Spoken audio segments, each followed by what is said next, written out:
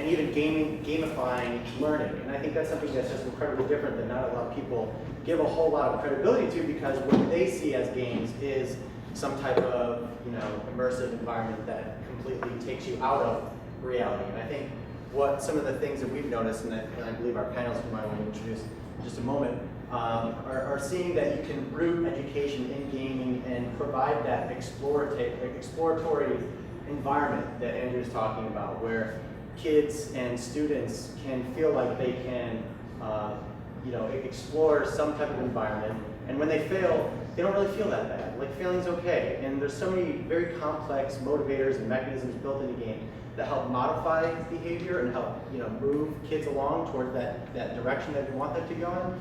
However, they don't feel like they're being taught to, and they feel like they're still free to explore. So I think that's something that's really important. And without any further ado, I will introduce our panel. First, we have Ben Zimmer, the executive producer of Vocabulary.com. Ben Zimmer is the executive producer of Vocabulary.com and VisualThesaurus.com, and has contributed noteworthy work in gamifying vocabulary instruction. He's the language columnist of the Wall Street Journal and the former language columnist for the Boston Globe and the New York Times Magazine. You can find his fascinating word routes column appearing on Vocabulary.com and VisualThesaurus.com, and he contributes to the group Weblog Language Log. Thank you, Ben. We also have Sadaf Sajwani, the Senior Project Manager for the Joan, Ganz, Cooney Center. Ms. Sajwani joined the Cooney Center in January 2013, where she oversees general operations.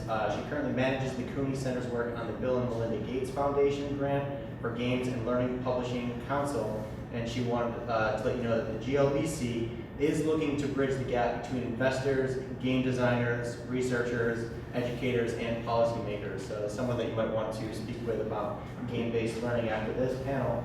And she's also worked with Sesame Street in a workshop co-production in Pakistan, Sim Hamara, the Our Sesame workshop. I think that's great. So thank you very much. And then also we have Justin Eames. Justin Eames is a high school teacher in Baltimore. He's been teaching middle school, high school, and is an adjunct professor as well. He's been a full-time teacher for nearly a decade, working in Baltimore's Seed School for middle and high school students. Justin's work with the Digital Harvard Foundation involves training teachers in the use of technology and provides a range of after-school and summer programming for inner-city kids. In the trenches, Justin's witnessed firsthand the impact games like Mindgrub, Portal 2, Roller Coaster Tycoon has had on his students. And Justin, you've even created some of your own games as well, which I hope you'll share with us. So, warm welcome and applause for our panelists.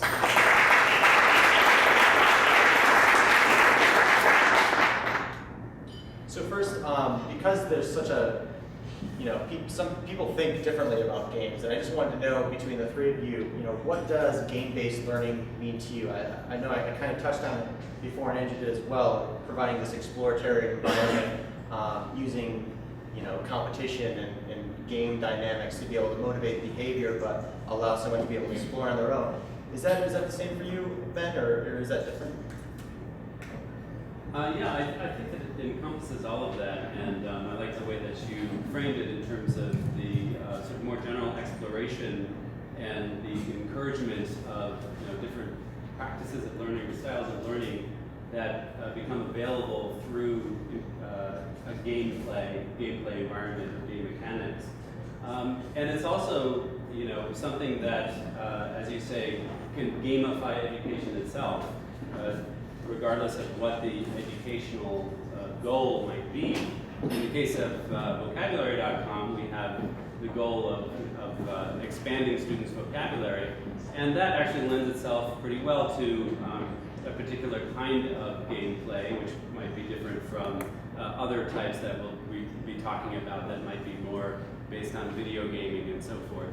But what all of these different, I think there are insights that can be gained from understanding why gameplay can be such an engaging experience for students and can encourage learning in this way. And it's not simply just a matter of putting on bells and whistles, of gamification that obviously has been a bit of a buzzword over the last couple of years in tech and in ed tech. it's not just simply a matter of, well, let's throw some badges in there, let's have the levels or achievements or whatever. But those types of those things that come out of what people associate with gaming can actually be built into a kind of a structure, a kind of an interface that really meets digital natives on their own terrain. And not only that, not only is it something that is a way for us to reach the students and have them learn in the types of media, online media that they're now used to, but it also really bolsters a lot of things that that teachers are concerned about these days, and that's things like differentiated instruction. How do we actually get away from cookie cutter approaches, one size fits all approaches, and differentiate the instructions based on the student's needs? Well, gamified instruction can actually lend itself quite well to making sure that each student is getting what they need, being challenged according to their own needs, and providing that in a kind of an adaptive fashion.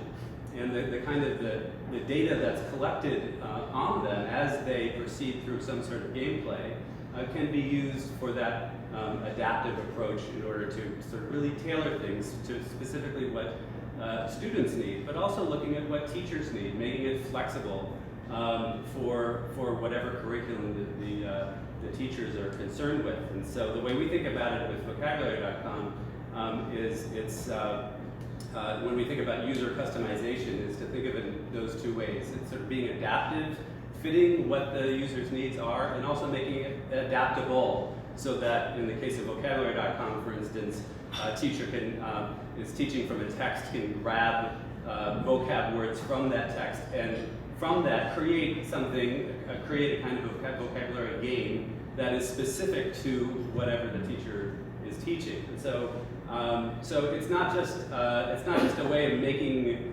education palatable, but it really actually meshes quite well with a lot of the goals that educators are trying to reach. And I like the way you put that, meeting digital natives on their own common ground. I think that's like something that's very important and really is what kind of pushed educational gaming along this far, because we've seen so much interest, and you look at the faces of these kids as they're playing games, learning about games, or just experiencing something new, and you see that impact resonating for them. Sadaf, I have to ask you the same question. What exactly does game-based learning mean to you? And maybe you can draw upon some of your experiences of game-based learning and their impact in the classroom. Yeah, sure. So game-based learning, I think that the way that we take a look at it at the Cooney Center is that it's really an opportunity for the education field. I mean, if you take a look at the statistics about the number of students who drop out each day, 7,000 students drop out each day out of school. So really, what can we do to sort of keep students engaged in the learning process? And one of the ways that we could potentially keep students engaged is through games. And one of the advantages of games is that not only does it engage students, but as Ben mentioned, there is a personalization element to it. And so, and it levels the playing field. So between students who are, excelling ahead and those students who are behind, every student can really go at their own pace. And the other thing that we've seen with games is that it also helps level the playing field between high income and low income students. And so games really have this huge potential to take learning to another level, both in school, so in formal settings, as well as informal settings. And one of the things, a recent study that came out by SRI International noted that, and I wrote this down so that I don't mess up the statistic, game-based learning can boost cognitive learning for students sitting on the median by 12%, and that's statistically significant. They did a meta-analysis of over 60,000 studies on game-based learning, and they're showing that the analysis that they did is showing that game-based learning can really aid students in the learning process. And so I think that in itself speaks. I mean, there's definitely a need for more research and for developing games that are based on research. sound research that provides teachers as well as students analytics on on sort of how to improve the process. I like that a lot, especially your point on research. It's so important. I mean, some of the work that we've done at Mindgrub is tied specifically to core curriculums, and if you're not tethering some type of fun environment to something with quantitative or even qualitative results, I mean, I guess, what are you doing it for? How can you make sure that your students are learning? And I particularly like the word engagement.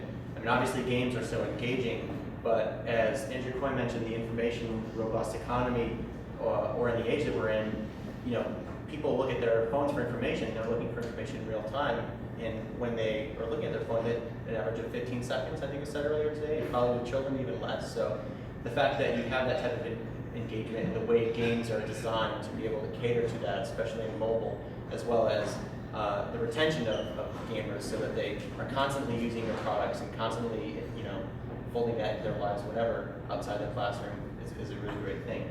So, same question to you, Justin. What does game-based learning mean to you? I took all the good answers.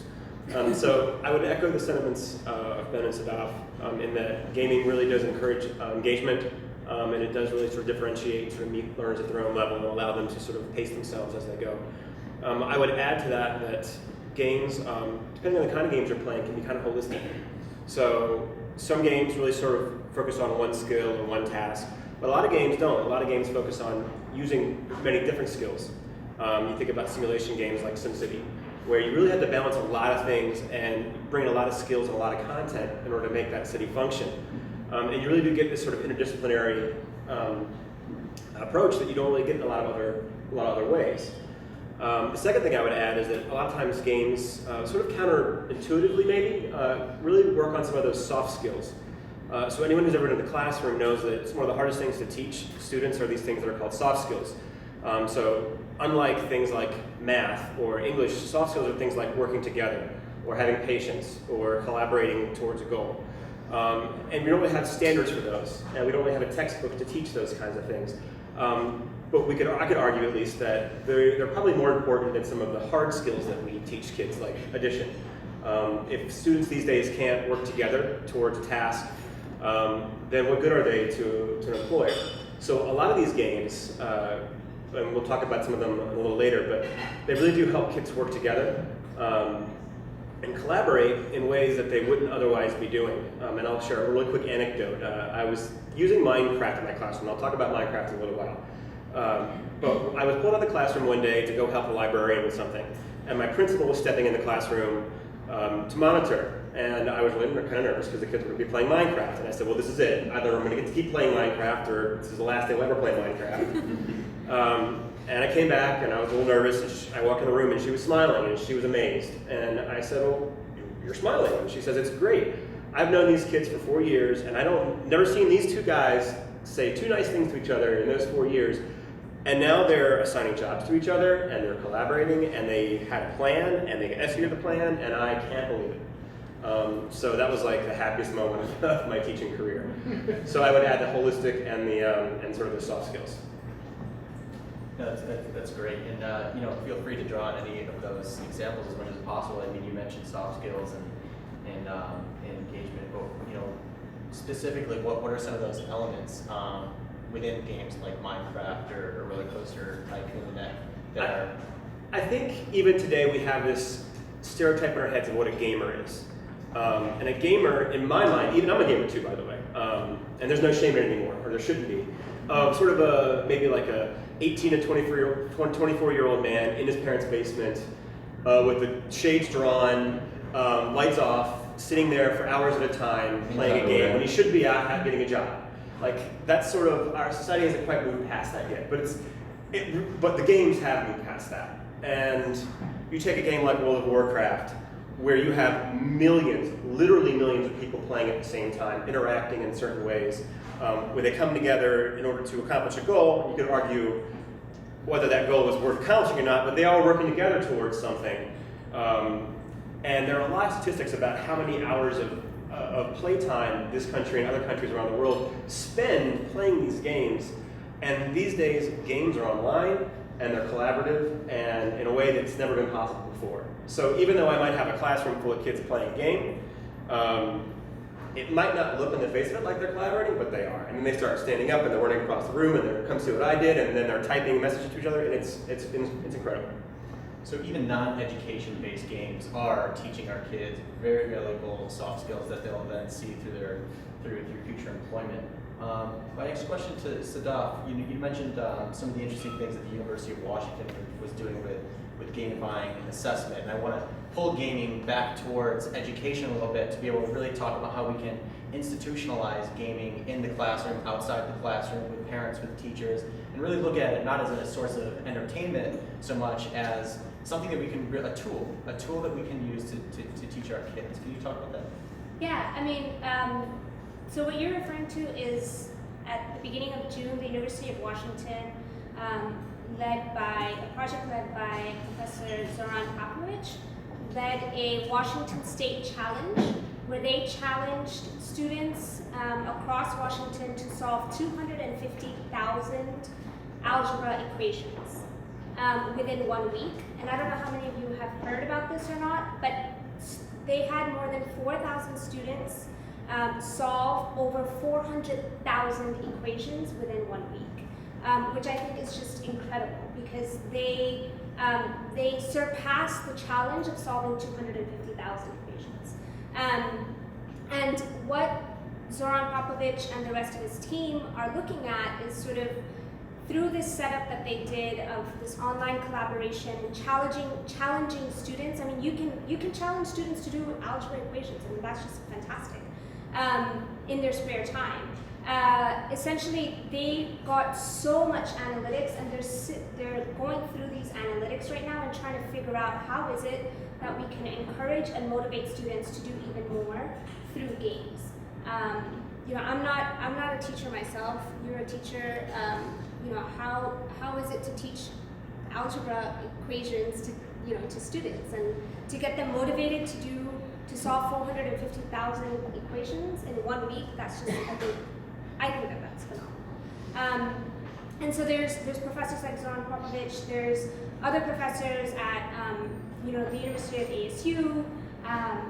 Sasha Robb. There's a team at MIT who are developing games through an assessment lens and really taking a look at how can you use games to be a tool of assessment, and how is it that you could, it's possible that one day the game itself will be the assessment that the teacher utilizes in the class to see at what level the students are and what needs to be done. But I think the important fact that we have to keep in mind is that the games that I think have this educational component and that really will be beneficial are the ones that are research based, the ones that do have. I mean, you can speak a little bit more about this. That the importance of backing the games that you develop with proper research, so that it's both educationally sound and then engaging. And of course, that's a very difficult balance to strike. Student engagement as well as being research sound, but that's what we're trying to figure out, and that's what we're trying to do at Cooney Centers. And Ben, can you echo some of those sentiments about gamifying assessments, and maybe even possibly go into some of the things in which you can the game-based learning around some of the games that you've done and how the assessments contribute to some type of hard learning that you're able to physically see your kids or your students achieving through a game? Sure. I mean, in talking about assessment, often the distinction that's made is formative assessment versus summative assessment. And so often in schools, it's all about the summative assessment. It's always about the test at the end of the term or what have you. You don't get any feedback on it. That's what you're building towards. And once you take it, then it's done. As opposed to formative ongoing assessment where students are constantly given feedback about their progress, how they're doing. As you said in the introduction, the idea of that students could be encouraged to fail on the way towards greater success. Those are all things that we try to incorporate into vocabulary.com, thinking about how that gameplay can actually can be used for formative assessment, both for the student himself or herself to know how they're doing, when as they're going through words that they're learning, which words do they need to know, which ones do they already have under their belt. They can feel good about mastering words along the way, and also from the teacher perspective. And what we're doing now is we're actually providing teacher tools for schools that subscribe to vocabulary.com to provide that kind of formative assessment so that you can see along the way, rather than putting it all the way at the end with summative assessment. And again, that's something that designing it as a game encourages and fosters, really, because the students will want to just sort of jump into it without worrying necessarily about how they're being judged on it. And that's really crucial to the learning process, whether it's vocabulary or some other set of knowledge, to be able to encourage that atmosphere where students can explore, fail if necessary, on their way to some greater mastery or greater learning. Yeah, I like that. I like that concept of assessment, and as you mentioned, creating the formative and supplemental learning. So, Justin. So we talked about some ways of engagement, and we talked about some of those games in particular. Could you talk about how some of your students respond to these games, and what games in particular have led to more advancements, or that kind of mess around space that gets them wanting to communicate and explore more? Sure. I'm a technology teacher, and if you're asking yourself what does that mean, it's sort of up to me. It's sort of the blessing and the curse of being a technology teacher, is that I don't really have a curriculum to fall back on, but I also get to do sort of whatever I think is important. And typically my administrators aren't going to come in the room and say, why are you doing this? We should be doing that instead, because 9 times out of 10 they don't know any better. And so I get a lot of leeway. And so this past year I've had a lot of success with games like Roller Coaster Tycoon, which is really just building your own theme park from the ground up, which is sort of like a mini version of SimCity, but it really is engaging for kids, because all my kids have been to Six Flags. I'm out of Baltimore, so they've all been to Six Flags, and they love theme parks. They can build their own roller coasters, but it has all those sort of management aspects, everything from marketing your park to deciding how much the ice cream cone should cost, to where this ride should be and how many bathrooms do you have, and it really makes them juggle a lot of variables in their head, sort of a lot of critical thinking. And other games like Portal 2, which is a AAA game that came out a few years ago that I spent $60 for when it came out for the Xbox. It's a great game, it's non-violent, and it's really challenging in terms of critical thinking.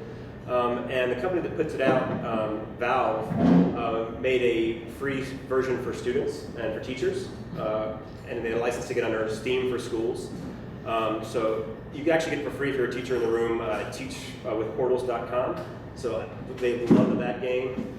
What else do we do? I do Spore sometimes to teach natural selection and evolution. Spore is a game where you start with a single-celled organism, and you can go all the way up to having a full-fledged civilization, all the way into exploring outer space. But sort of the big one this year for me has been Minecraft. Is anybody in the room? Are you using the regular version or the EDU version? I use the Minecraft EDU. Does anyone in the room not know what Minecraft is? And it's okay if you don't. Everyone's at least heard of it. Crap for kids, maybe?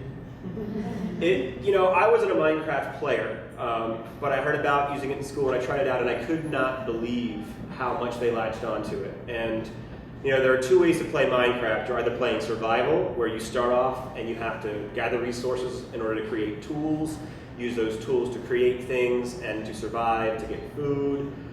At night, monsters come out and you have to defend yourself. Or you can play what's called creative mode, where you just sort of have infinite resources to build and to create. And I thought the kids might get into it. They were banging down the door. Can we come after school? Can we come during lunch? Can we come before school? How come my class isn't doing it? And it's been a wild success. It's really been great. And the great thing about Minecraft is, unlike some of these other games, you can tailor Minecraft to be whatever you want it to be. I could almost teach anything using Minecraft, from foreign language to physics, to civics, to government, to humanities, to you name it. Minecraft is the way to go. And the kids just love it. And that's even the .edu version. Of So there is an EDU version. It's called Minecraft EDU, and a couple teachers got together. One of them is named Joel Levin, and they actually got licensed by Mojang, the company that makes Minecraft. And Minecraft is like $1 billion industry now. Gave them permission to create this educational version, and what it does is it allows the teacher to set up a world so that all the kids can come into the same world. So you're looking at it's first-person perspective, so you see what the character sees, and all of a sudden all the other classmates start popping in the same world. So there's where that collaboration piece comes in, because now we can work together to create a village, or to survive, or to gather resources. And that's when the students will say, okay, you're going to go get wood, you're going to go get seeds, I'm going to go do this, you're going to be the carpenter, you're going to be the builder, and they do that on their own. And that's amazing to see. So this educational version gives the teacher a lot of control. You can decide what they can do, what they can't do, where they can go, where they can't go. You can give certain students items if you need to, and it makes it really easy. It's also extremely affordable, I think, and you don't really need the internet. You need to be networked, the computers together on a LAN. So it's very easy, very simple, very cheap. It's been fantastic. It's great. And you mentioned some of those mini feedback mechanisms in those games, like Roller Tycoon. It's creating feedback in real time for the players or students playing these games, and it's ongoing. It's not some type of passive lecture or anything like that. That's how the game works. The game works by you either succeed or fail, and games are really good about letting you fail, like Andrew talked about. In the games, it's okay to fail for the most part. You typically get to try again. And chances are you're going to be better next time. And you learn your lesson from this one, and you're going to start again. And I think the best games do that, really. I think we've all played or tried playing educational games where it's entertaining, and then it's done, and now it's assessment time, right? Now finish the quiz, and you'll unlock the next content. And the best games are the ones that are baking that in, feedback and everything. And So just on that point, what I think in terms of assessment and games and how things are fed in.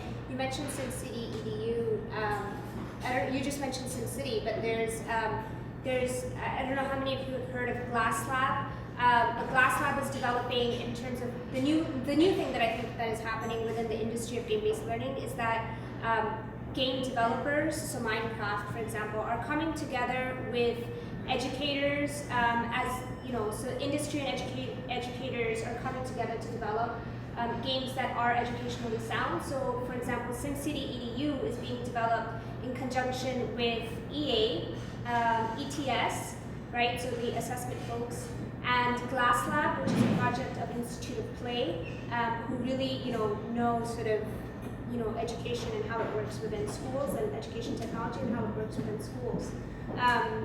So I think that's the really cool part. So with Minecraft EDU, SimCity EDU, companies and developers and researchers are really, as well as educators, are coming together to develop tools that can really help students reach their potential. And I'll jump in real quick and say that you're right, because the technology to create immersive environments is here. The games that are coming out today commercially are amazing. If you haven't checked in lately, go on YouTube and see what they're making. It's amazing. One game in particular, which isn't really suitable for the classroom, is the Assassin's Creed franchise. It's extremely violent. However, the team that makes the game goes to great lengths to create historical, accurate games. So they take place in places like Renaissance Rome or colonial Boston. And so a colleague of mine and I have been in contact with the company, Ubisoft, that makes the game, and they are interested now in opening up these spaces, these immersive environments for teachers. You take away the Assassin's part of Assassin's Creed, and you have an amazing tool. So instead of reading about ancient or Renaissance Rome in a textbook and look at a picture, now I get to explore it from top to bottom. And the environments they've created are astounding. I mean, I've been to Rome, and I could navigate from landmark to landmark based on what they created in the game. And so it's coming. I think companies are starting to realize this is marketable. It's profitable too. And that has to be, or they won't do it. Exactly. And I think games are one of those opportunities where it really bridges the gap between education and companies stepping in and making money off of it. That's great. This is a question. My next question is for all of you, and I know there's so much overlap between game dynamics, competitiveness, and not just with games, but for instruction, for teacher instruction. So, what game dynamic would you say is either the most important or the most key in terms of overlapping between gamified experiences or educational games and instruction? Well, I mean, you mentioned the spirit of competition, for instance, that is inherent to any type of game. That can be obviously used to the teacher's advantage as long as it's done in a good way, of course. And so, just simple things like leaderboards, for instance, leaderboards which we have on vocabulary.com on sort of the level of everybody playing, but then also for individual classes where it becomes possible to work together in teams or individually to try to accrue points on a leaderboard, and we're envisioning that in the future leading to competing classes or other groups competing against each other, and that really obviously gets students going. I mean, even if with something that seems rather dry, at least dry compared to all of these crazy immersive games that we've been talking about, something seemingly as dry as vocabulary, all of a sudden becomes, the stakes are raised, and that it's not just a matter of, okay, I know this word, I don't know this word, but once that competitive juices get flowing, it can really transform a classroom in positive ways.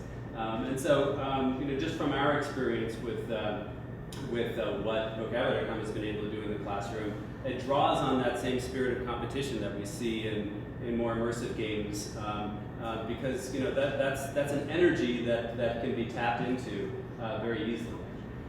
Yeah, I've gotten some poor scores on my vocabulary test in the past, and I've never been motivated to go again and take that test again and get better, but clearly you're seeing very positive results from the leaderboards and vocabulary.com. Sadaf, same question, any overlap in educational games and instruction or any game dynamics that you think are particularly powerful? I think the one thing to note is that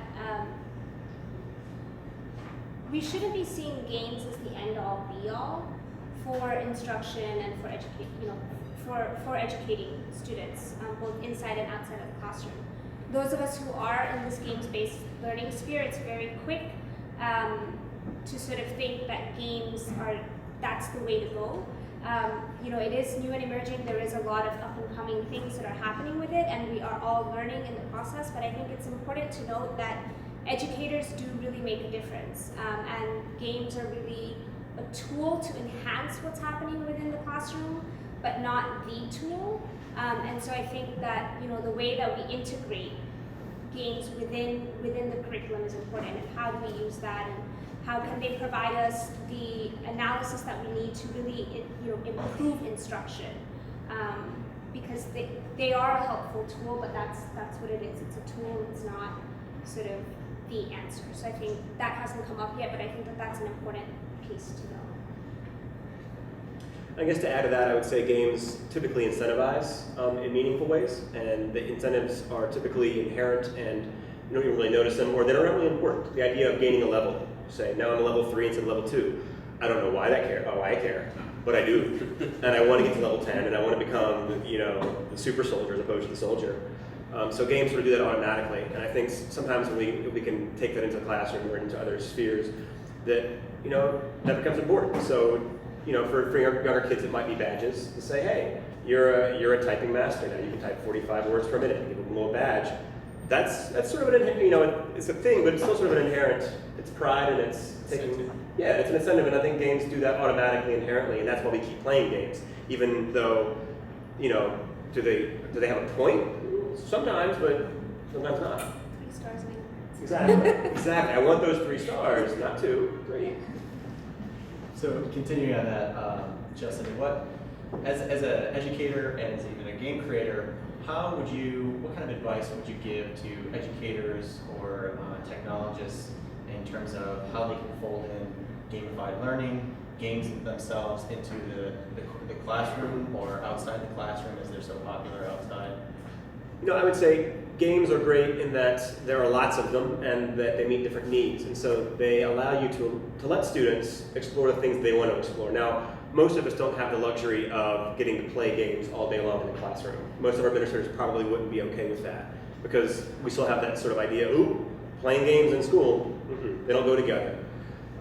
So what I would suggest is you go out and you find 5 or 10 games that work for your subject matter, subject area, and you make them available, and maybe at the end of class, the beginning of class, or for a small unit, those games are available. I don't really care which one you play. If you play this game, you're striving towards this. You play this game, you're striving towards that. And the games are great for the most part. They teach kids how to play them. You don't have to explain how to play Minecraft for the most part, or how to play Wilco Study. The game is going to show you how to play, and it's going to do that with those various subtle feedback loops and incentives that we talked about. So you really do let the kids play the game they want to play. It can be a great reward. It can be a great after-school club. And it's a sort of a sneaky way to get learning in when students don't even realize they're learning. Sometimes you have to sneak it in there. Hey, let's come play Civilization 4. They're going to learn all about various ancient civilizations without even realizing they're learning, which sometimes is how you have to do it. That's great. And Ben, what kind of advice would you give for parents or teachers in really institutionalizing game-based learning or game-based assessment through your work with vocabulary.com? What kind of impact that makes in the lives of children or young adults? Well, I'm picking up on Sadaf's point about the whole idea of leveling the playing field. All the talk about the achievement gap and the inequities that are sort of socioeconomic, and how do we level that playing field? I mean, when you think about it that way, I mean, if you have some sort of game that is equally accessible to students regardless of their background, and as I was saying before, crucially providing some sort of differentiated approach. That is the way to attack these problems. And I think when teachers and parents are aware of what various types of education games can do in that regard, they'll come to be seen as much more valuable than they are currently. And again, as I was saying, there's lots of different types of games for different types of needs. So, but one thing that they do share is this ability for everyone to jump in, everyone to play, everybody to learn from their mistakes, and so that kind of egalitarianism, if you want to call it that, I think is really crucial, and is really going to be a reason why we're going to see more of this in the future. I think because it really does help to level the playing field and address the issue of the achievement gap. And to Sadaf, you mentioned the 12. I think it really was 12%. That figure, and I know you spoke about the SRI International released their report on some of the findings from game-based learning. Can you speak to some of the statistics or some of the impact that games have had or things that they've released in that report? Yeah, I mean, the report is still coming out over the next few months. They just released sort of an executive summary, and for those of you who want to access it, I'll tweet it soon if it hasn't been tweeted already. But essentially, they took a look at 60,000. They did a meta-analysis on 60,000 studies on games and learning, and from those 60,000, there were 700 that were looking at it the study was from an experimental lens. And then out of those 700, there were 77 that were looking at sort of comparing a control group, right? So they were doing a control group study. And so from those 77 studies, they compared all of those, and they were able to statistically verify that those students who are sitting on the median improve their learning by 12%. And I think that that's pretty significant. Between students who were in a game-based learning environment and those students who were not in a game-based learning environment. And this is just at the crust of research, and there's still a lot more research that needs to be done. But I think one of the important things that we need to note is that game developers and others who are in this field really need to stand up and sort of say and point out this is where we failed and this is how we can improve, because there is this huge thing that's happening is that people are keeping their results to themselves and not necessarily sharing it. And if this is something that we truly believe in and really want to push the bar, then we really have to start talking more about what worked and what didn't work. And so those who are investors out there, those who are game developers out there, I'd really encourage you to sort of, collaborate and talk about what's happening. So there's proven results, there's soft skills, there's hard skills, and I think that games can really make a huge difference in education. I think we're going to open it up for some questions now. Does anybody have any questions for our panelists? I have a question. I'm just curious about that study. Sorry, I'm going to walk out and use some coffee to get to ask this question. Can that same game-based study, assuming it's only like virtual computer or tablet-based game, can it be applied towards, like say board games or other physical games that incorporate aspects of education in it? Yeah, so actually that study looked at studies that were done between 2000 and 2012. So it's actually not all tablet-based, not all mobile-based. Actually, there's even, if I remember correctly, they actually looked at some studies back from 1992. So, like I said, the study hasn't been published in its complete form. There's an executive summary out there, and we'll learn more once it comes out fully. But you're right that teachers have been using games for ages. I mean, this isn't a new thing. The thing that's new is that because it's digital and because now it's mobile, you can collect a lot more data than you could before, right? And so that's the crucial thing, is that with this data, how can you improve teaching? How can you figure out which students are falling behind and need more help, or which students are truly excelling and you should really be pushing them to the next level?